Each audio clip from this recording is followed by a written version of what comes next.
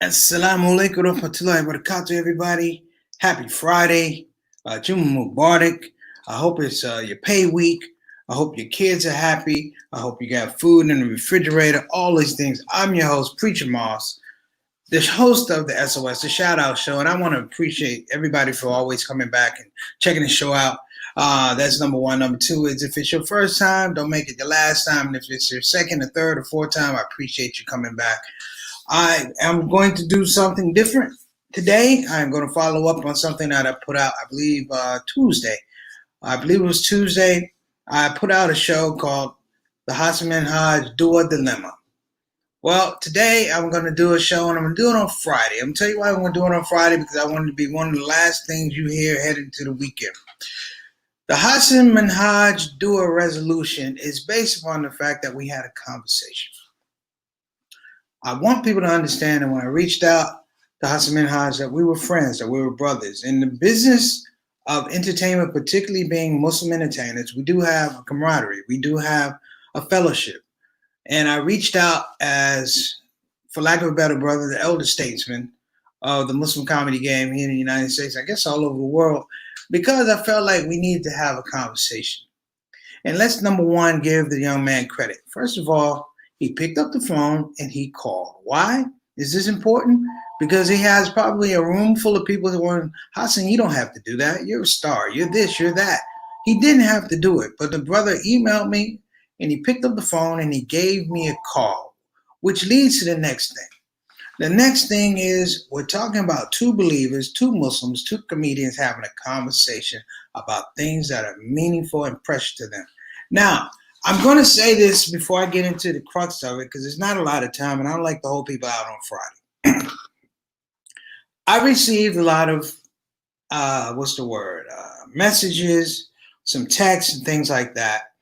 And the text really, alhamdulillah, I love the text because the text reflected something. The fact that we're all believers. I've said before that I like Hasan Minhaj. He's a good guy.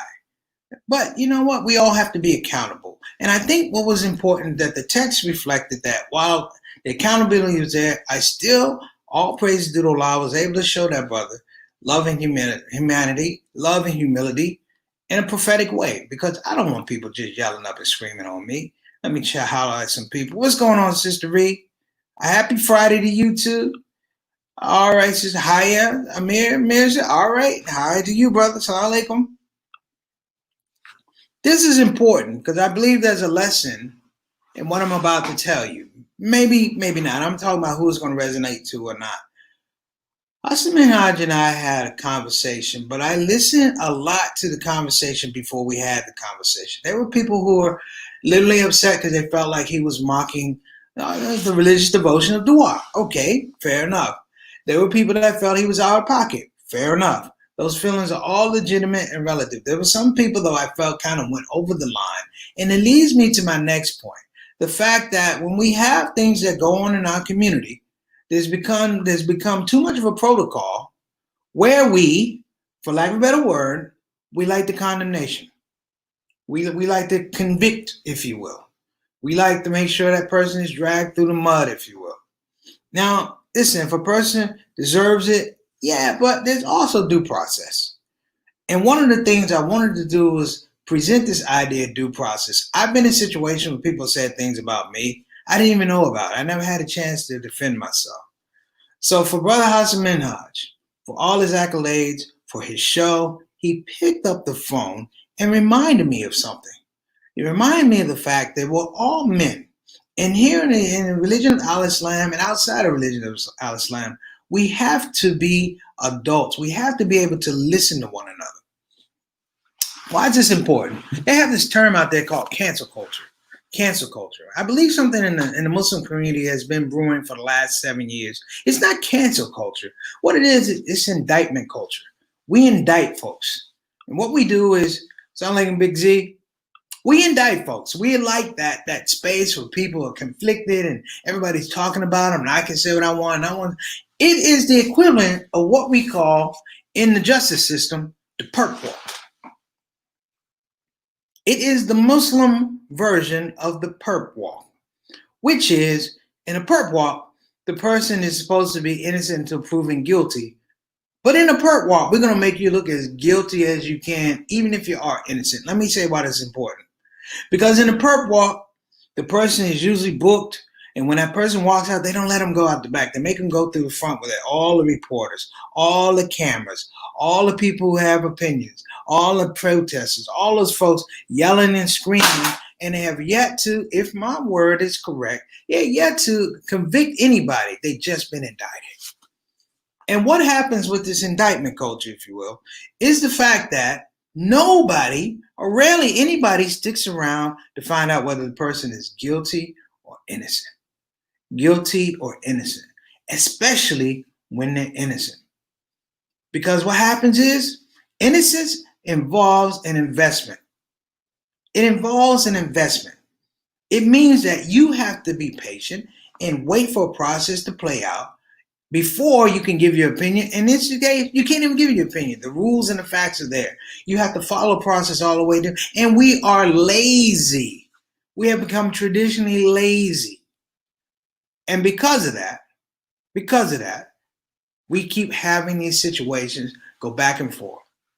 I know as a child, I was always sad that Malcolm X and Martin Luther King never got together until the end of their lives. They realized, boy, we're fighting for the wrong things, but people in camps kept them separate.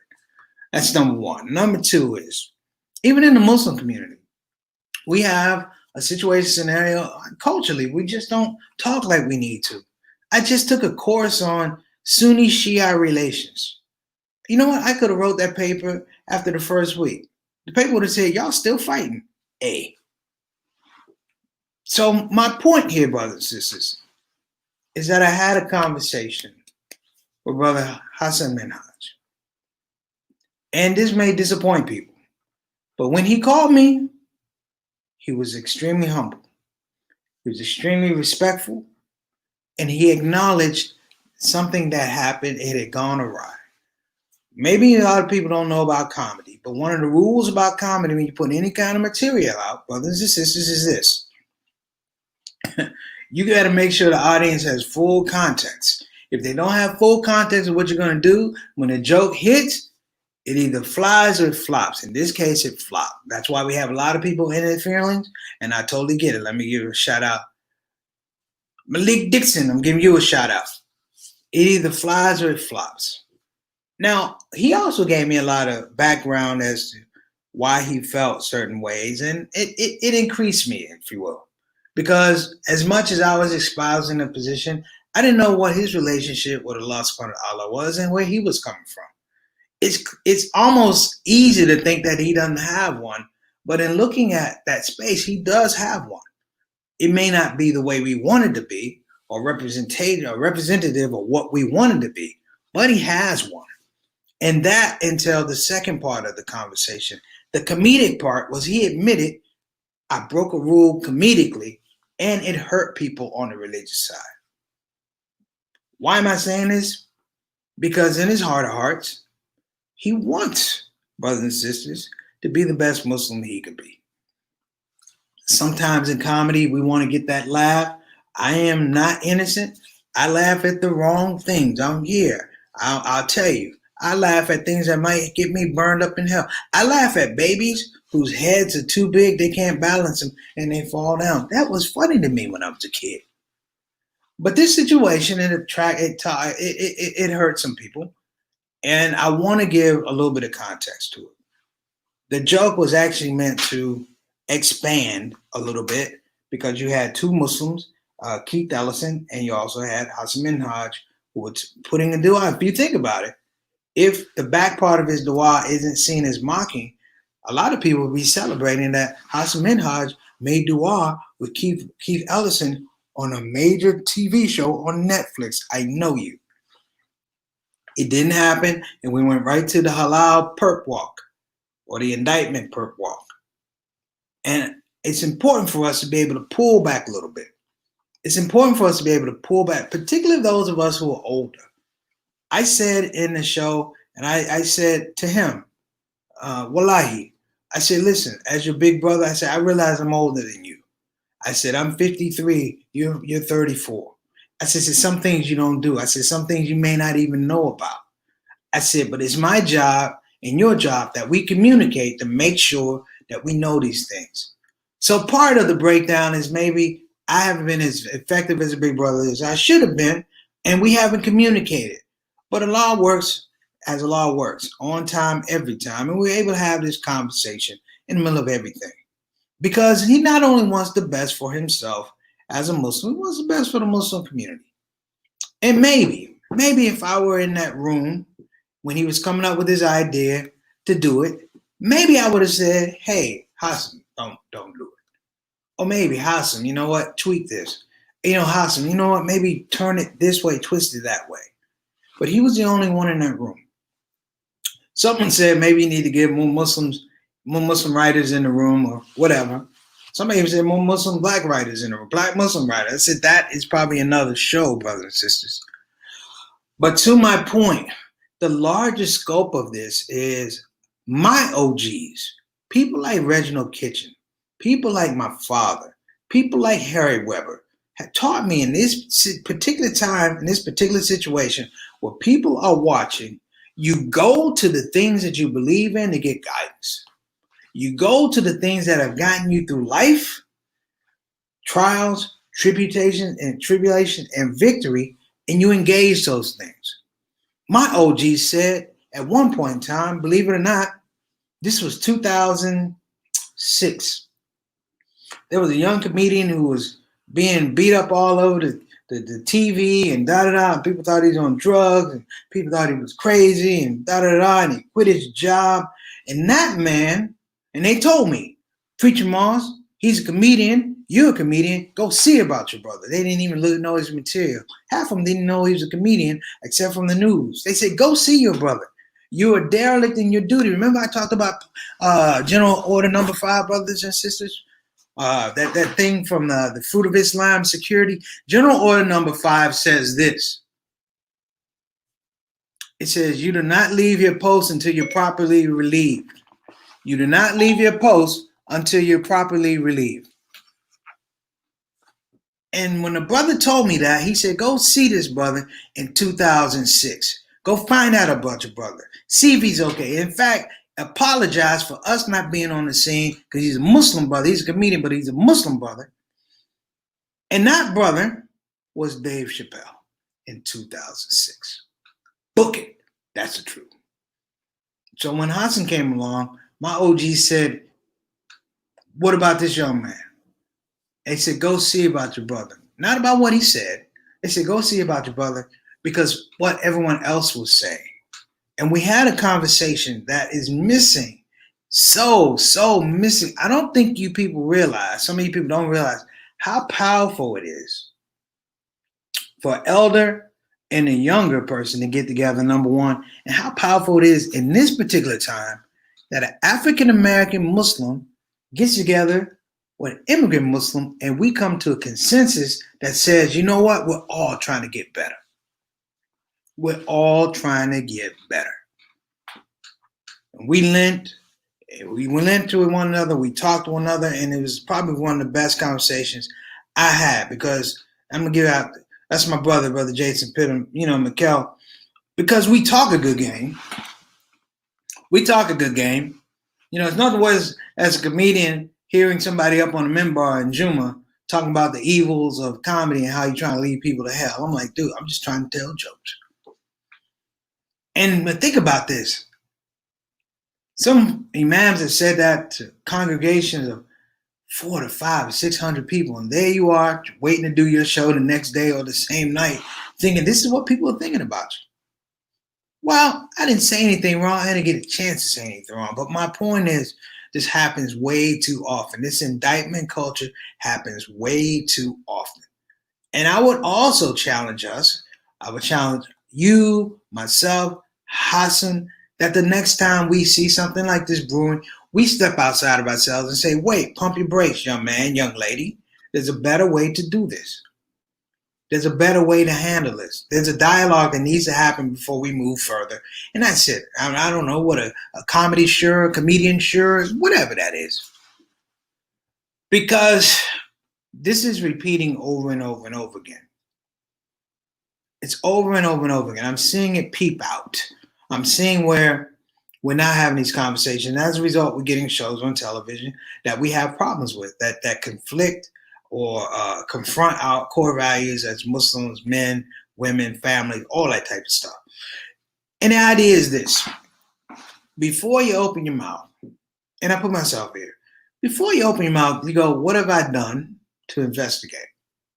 What have I done to say, wait a minute, here is a body of information. I need to go verify it. I don't need to go out and put it out in the world. There's a great, I don't even know I don't know what Sheikh said it. I just remember the story in the context about rumors. And it was a story of someone who put out a rumor, a false rumor about somebody. Rumor, period, because a rumor could be truthful, it could be false. So let's break it out. Every rumor ain't false. Yeah, so there's a lot of rumors that are true. But it's the story, if you will, that someone was wrong by what somebody else said. Someone was wrong by what somebody else said. And they went to apologize to that person, and they thought the apology was enough. And I'm going to say this because I want to remember this in my own mind. The guy said, well, when you wrong somebody and you put it out in the world, he said, it's like you take a pillow on a windy day and you rip the pillow open and the feathers fly everywhere. Fly everywhere. The wind takes the feathers everywhere. He said, what good is your apology if you can't take those feathers and put them back in the pillow? Think about that a minute. You can't put the feathers back in the pillow. It hurt. I thought about that. And we also need to be careful about how we speak to one another. I heard some things I didn't agree with. I heard some things while I understood people were hurt, it wasn't amenable to the situation. You can't, we can't get in a situation like you're seeing today, and Muslims, I'm saying, listen, this is weird place in the world where it's okay if you're a hurt person. It's okay for you to hurt other people. You got to get beyond that. Let me see, Brother Samuel. Yes, you can see this later. You can go back and see it later. It'll be on YouTube. Thank you for tuning in. I appreciate you. And we got some more folks in here. Brother Mir. Okay, cool. Thank you. But my point is not to drag anybody. You see, this is important to talk about Hasan Minhaj, not because he came to a resolution. Not he came to a resolution. He came for guidance. The same way he came to me, he might come to one of you. He might ask a question to one of you, and we have to be open. We have to be open. We can't be childlike when we're supposed to be adults. We can't hold on to opinions because we don't like what someone else said.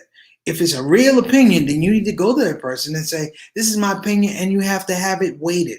You have to have it debated. You have to have it discussed, because we're not in that place right now. We're not. Now, I may be putting, or I may be venturing to my old scope of being a grumpy old black man, but damn it, we needed grumpy old black men in when I was growing up. You know what? Because they separated the fact from the fiction, and that's why we loved them. And in this situation, and in this scenario, and I will, inshallah, I will send this broadcast to Brother Hasan Minhaj, because I want people to know that not only do I support the brother, I love this brother, I've supported him for a long time, but understand we had a difference of opinion, but the difference of opinion didn't break the relationship. The difference of opinion didn't sour the mood. The difference of opinion brought us to a consensus, and now we're here. And I feel like I'm more of an asset to him. He feels like he's more of an asset to me. And it's important that it happens in public. Somebody said, why don't you bring him on the show? This ain't no show thing, brother. This ain't no show thing. He doesn't need to come on the show. I can't give you every aspect of a conversation because that's between two men. Any other thing that's like ripping that pillow open. But I want people to know, number one, where there may be an error in judgment, error in guidance or whatever, it's correctable. It's correctable. And I have to say this, get out of get out of your feelings sometimes. People are going to make mistakes. I make mistakes. Even when I don't make mistakes, I question how close I was to a mistake. That's how conscious I try and be, what I say and what I do to people, or do for people, or say to people. And I'm like, listen, can we be attuned? And instead of people getting into this whole idea like the Muslim perp walk, back up. Back up from the Muslim perp walk. Take it from this perspective, and I'll let everybody go. If we were on post, remember what I said about being on post? Thank you, Nation of Islam. You were on post, and my OG said, General Order number 5. You do not relieve your post. You do not leave your post till you're properly relieved. I have not been properly relieved, and I had to go out and talk to this brother, the same as in 2006. I had to go out and talk to Dave Chappelle just to say, are you okay? We ain't got to do no shows together. We ain't got to have lunch. But there's a thing about being on post, that presence. And instead of people going, ha, I got you. See, there he goes. Back up. Are you on post? Maybe the problem in the Muslim community is we don't have enough people on post. People have left their post. So hell, they don't even know what a post is to begin with.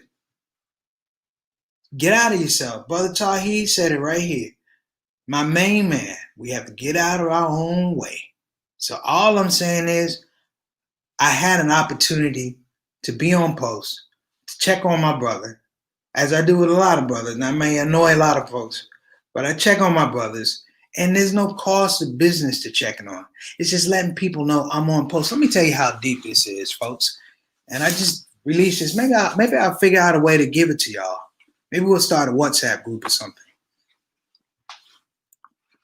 And this should congeal all of this. Because I said this to Hasan. This whole idea of being on post, it's a sacred thing. There's nothing that, you should take for granted. That people have your back, that people care about you. Whether you got money or don't have money, it doesn't matter. Just people care about you. And this idea of being on post, of course, it comes from the Nation of Islam, General Order number 5. But I think about it even deeper. That these men who had a shredder Quran, had a shredder Hadith.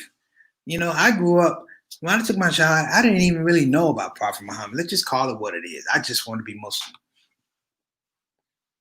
But somehow, somewhere between the Honorable Elijah Muhammad, Imam W.D. Muhammad, Minister Louis Farrakhan, this idea, this ideal still maintains. And when you think about it, and I'll end on this because I don't want to go too long. It's Friday. I know people trying to get the girls right. But I want to phrase this appropriately.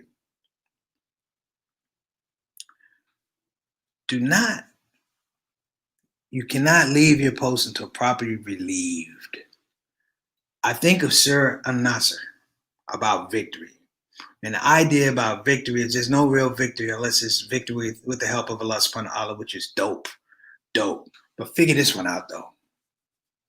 Prophet Muhammad, after that surah, people wept because they said it was the end of his mission.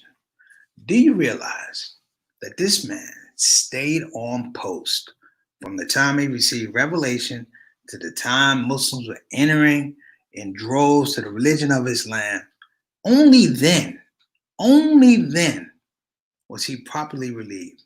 And the person that properly relieved him was Allah subhanahu wa ta'ala. Hasan Minhaj, still on post. Brothers and sisters, still on post. My word, stay on post. Have a great Friday. Have a great holiday. My name is Preacher Moss. This is ShOUT Show. Assalamu alaikum wa rahmatullahi wa barakatuh.